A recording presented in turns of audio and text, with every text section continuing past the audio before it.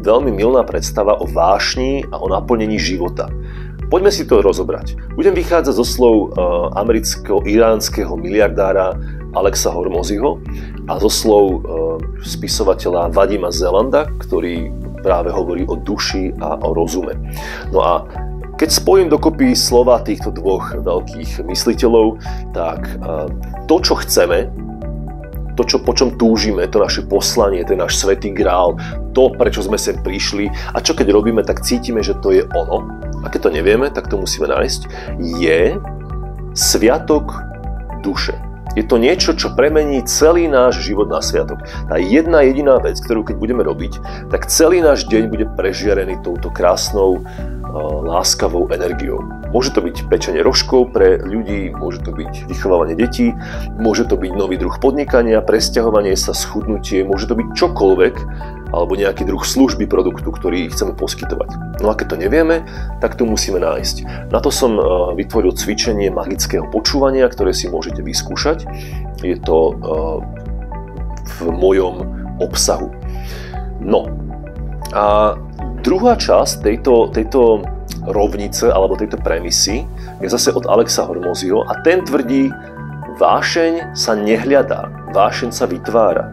Je to niečo podobné, ako keď dlho pracujete na nejakom projekte, získate si skrátka tie skilly, ste v tom dobrí, ľudia vás obdivujú a niekto vám povie, ty si sa v tom tak našiel.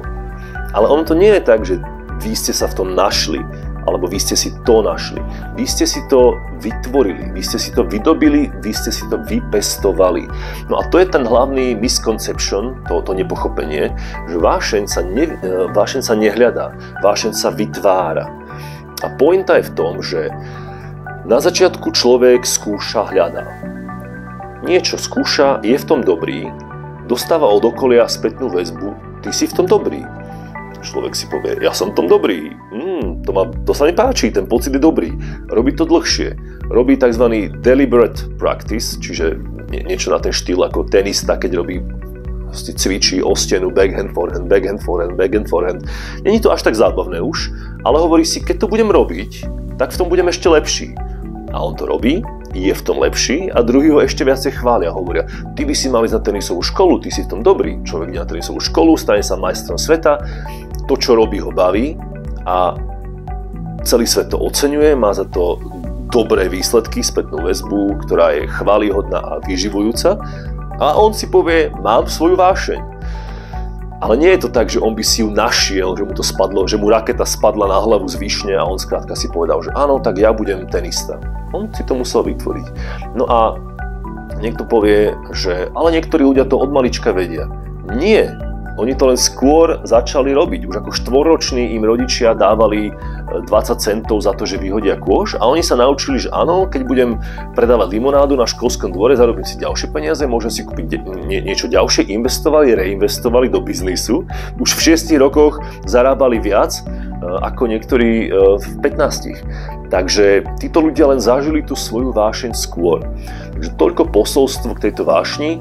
A dúfam, že to prinesie nejaké dobro do vašich myslí, že vám to pomôže troška preorganizovať tie koliečka, pretože keď to máte zle uspôsobené, tak ani nezačnete hľadať. Takže ja vám prajem príjemné hľadanie vášho cieľa a verím, že dôjdete k svojmu poslaniu.